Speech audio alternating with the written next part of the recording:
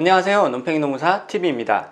하루하루 일당직으로 현장에 가서 일을 하시는 분들이 우리는 일용직이라고 부릅니다. 그런데 여러분, 이런 일용직들도 실업급여를 받을 수 있다는 점 알고 계셨나요? 네, 많은 분들이 모르고 계시고 혹은 알고 계시더라도 받으려고 할 때 어떻게 해야 하는지에 대해서 잘 모르시는 분들이 많아서 이번 영상 준비했습니다.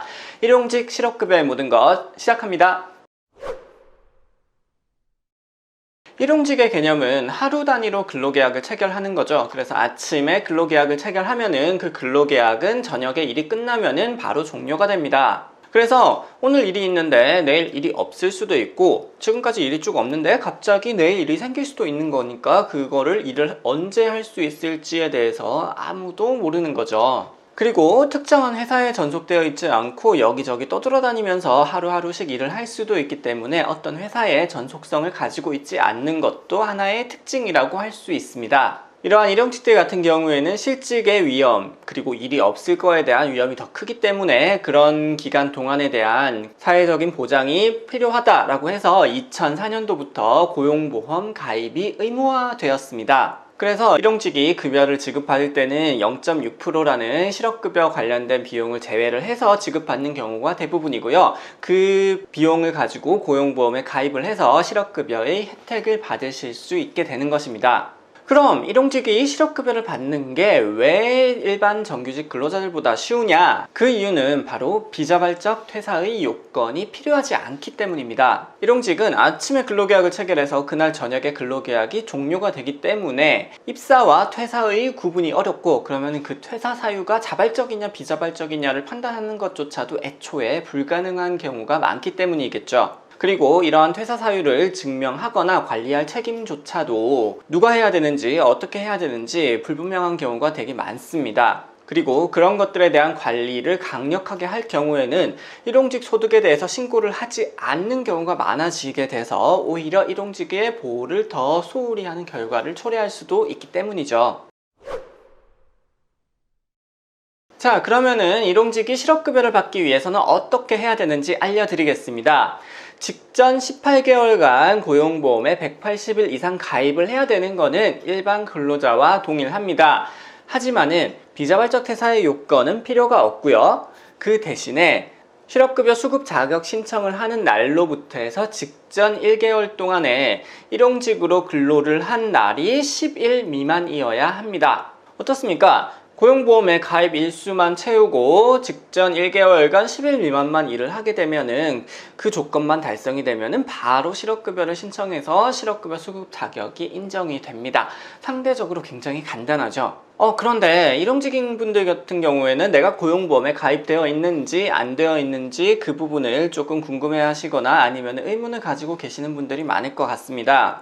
그런데 통상적으로 회사에서는 일용직을 고용을 하게 되면은 그 고용 내역에 대해 가지고 근로내역 확인 신고라는 것을 하게 되어 있고요.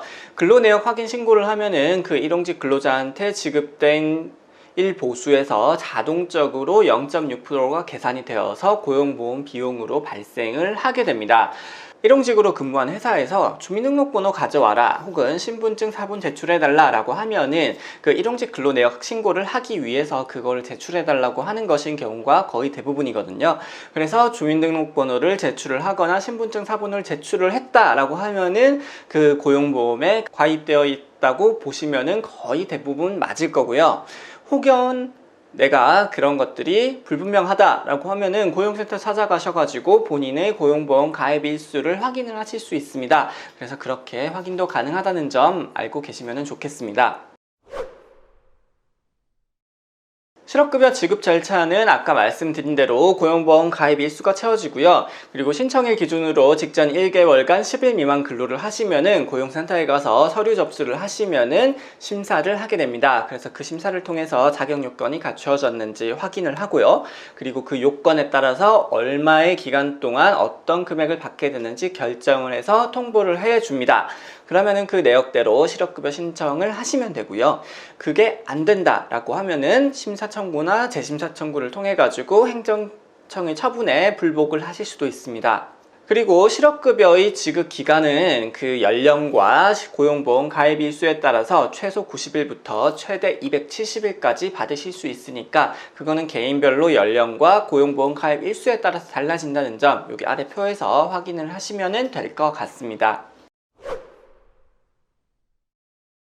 실업급여를 받게 되면 내가 얼마를 받을 수 있게 될지가 가장 궁금하실 텐데요. 이 일용직의 실업급여 지급액은 평균 임금의 60%를 지급을 받게 되고요. 그럼 이 평균 임금은 어떻게 구하느냐? 아래 식에 나와 있는 것처럼 이직일 직전 4개월 중에서 최종적인 1개월을 제외한 나머지 앞에 있는 3개월에 지급받은 총 급여액을 가지고 이 3개월 동안의 총 일수로 나누어서 산출을 합니다. 요 마지막 10일 같은 경우에는 실업급여 신청 요건상 10일 미만 근로를 하기 때문에 굉장히 그 금액이 작기 때문에 제외를 하는 것이고요. 그러면은 요 앞에 있는 직전 4개월 중에서 여기 앞에 있는 3개월의 기간 동안에는 되도록이면 일을 많이 한 상태에서 실업급여를 신청을 하시는 게 평균 임금이 높아질 수 있는 하나의 방법이다. 이런 팁 알고 계시면은 유익하실 것 같습니다. 그리고 만약에 사업장에서 실제로는 돈을 30만 원을 줬는데 그 중에서 20만 원만 신고를 하는 경우도 있습니다. 이런 경우에는 정말 평균 임금이 낮아져서 억울해요 라고 하실 수도 있지만은 우리 모든 행정은 요 신고된 금액을 기준으로 작성을 한다는 점 아셔야 됩니다. 그래서 내가 실제로 받은 금액과 신고 금액이 일치하는지에 대해서도 일하실 때 꼼꼼히 확인을 해 보시는 게 도움이 될 것입니다. 그래서 일단 실업급여를 받게 되면은 구직급여, 조기재취업수당, 상병수당, 이주비, 그 다음에 광역구직 활동비, 훈련수당 같은 실업급여에서 지급하는 모든 수당을 다 받으실 수 있고요. 그 내용은 앞서 보여드렸던 영상이 실업급여의 종류편 참조해 주시면 되겠습니다. 어떠세요 여러분? 일용직의 실업급여에 대해서 오늘 말씀을 드렸는데요. 실업급여 관련해서 가장 많이 들어오는 문의 중에 하나가 내가 이직하는 게 비자발적 이직으로 인정이 받을 수 있느냐 없느냐 그 문의가 굉장히 많습니다. 그런데 일용직은 그 내용이 필요 없다라고 하니까 일용직의 실업급여는 상대적으로 인정받기가 쉽다라는 점 제 이 말씀이 이해가 되시죠? 그래서 실업급여 관련된 영상 오늘 여기까지 말씀을 드렸고요. 궁금하신 점 댓글로 남겨드리면 제가 답변을 달아드리도록 하겠습니다. 오늘 영상 유익하셨다면 구독과 좋아요 부탁드리겠고요. 오늘도 시청해주셔서 감사합니다. 논팽이 농사 TV였습니다.